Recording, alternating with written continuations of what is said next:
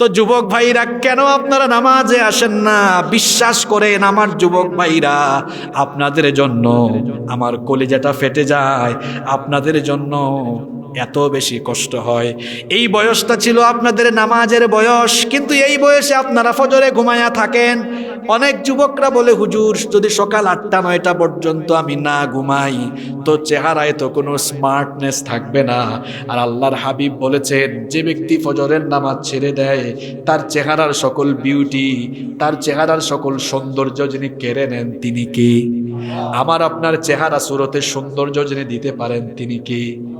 ইউসুফ নবীকে আল্লাহ এত সুন্দর করে বানিয়েছেন, এই দুনিয়ার অর্ধেক সৌন্দর্য আল্লাহ তাকে দিয়েছেন, যাকে দেখলে চোখ ফেরানো যেত না, যার সৌন্দর্যে মুগ্ধ হয়ে সেই যুগের মিশরের সুন্দরী নারীরা ফল কাটতে গিয়ে নিজেদের আঙ্গুল তারা কেটে ফেলে দিয়েছে।